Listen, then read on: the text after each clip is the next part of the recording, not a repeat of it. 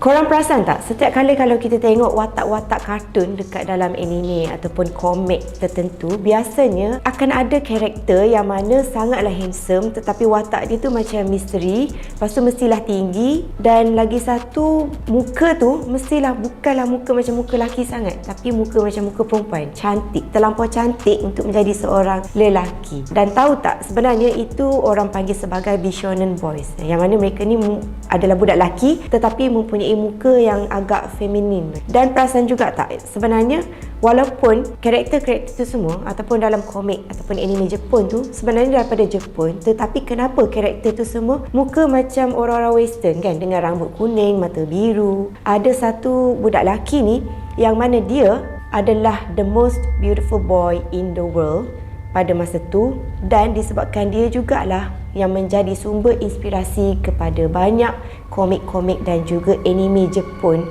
daripada dulu sampailah sekarang. Disebabkan budak ni terlampau handsome sampaikan muka dia tu orang macam adore tau dengan budak ni. Dan nama budak ni adalah Bjorn Anderson. Tetapi kisah budak ni bukanlah macam kisah fantasy yang mana kalau terlampau kacak biasanya happy kan, tetapi sebaliknya dia hanyalah digunakan. Kisah dia bermula macam ni. Bjorn Anderson ni dia lahir pada tahun 1955, dan semasa dia berusia 10 tahun, mak dia ni telah pun bunuh diri. Jadi pada masa tu, disebabkan dia ni memang tak ada siapa-siapa pun yang boleh jaga dia, so nenek dia pun ambil alih untuk jaga si Bjorn ni. Tetapi nenek dia ni pula jenis yang gila glamour, sebab dia kata dia kalau boleh nak salah seorang daripada cucu dia ni untuk jadi selebriti ke, jadi macam artis, orang-orang popular gitu kan. So that's why lah bila macam setiap kali akan ada casting ke apa, memang nenek dia ni yang akan push Bjorn ni untuk pergi. Sampailah ada satu hari tu ada seorang pengarah daripada Itali bernama Visconti. Dia ni nak buat satu filem yang bertajuk Death in Venice.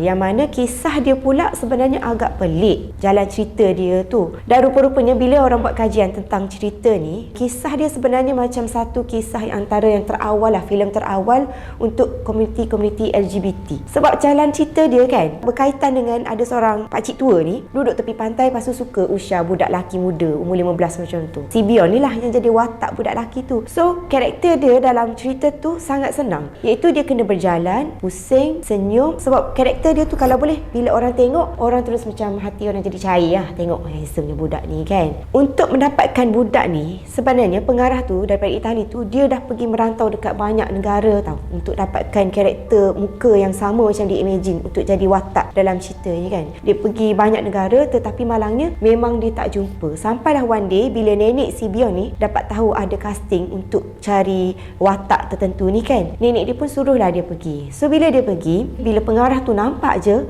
si Bjorn ni masuk ke dalam tempat untuk casting tu, terus dia berkenan sebab dia kata this boy is very beautiful, amazing macam tu kan. So masa tu bayangkan dekat dalam bilik casting tu dia siap suruh budak ni buka baju apa semua kan, dengan rambut budak tu kalau tengok sama macam karakter dalam anime lah, dia macam rambut blonde panjang paras-paras ni kan, macam kartun yang korang suka tengok tu. So dia pun suruh budak tu macam berjalan, stop, lepas tu tengok kamera.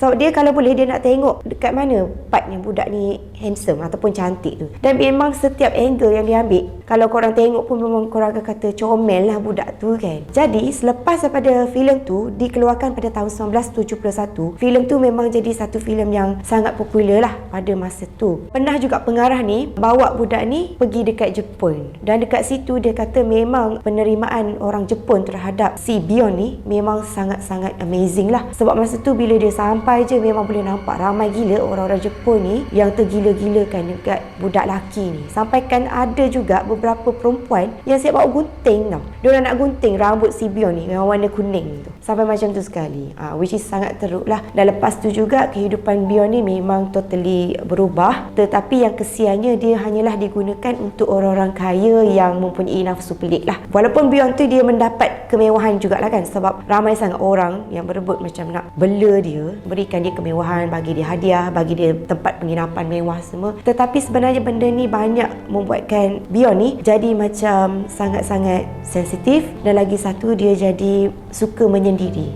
Sampai sekarang pun bila orang cuba untuk tanya dia pasal apa yang berlaku dulu-dulu semua, memang dia kalau boleh dia nak elakkan. Dia jadi sensitif sangat dengan benda tu sebab dia kata benda tu sebenarnya yang membunuh dia daripada dalam. Inilah sebenarnya dark stories kepada the most beautiful boy in the world.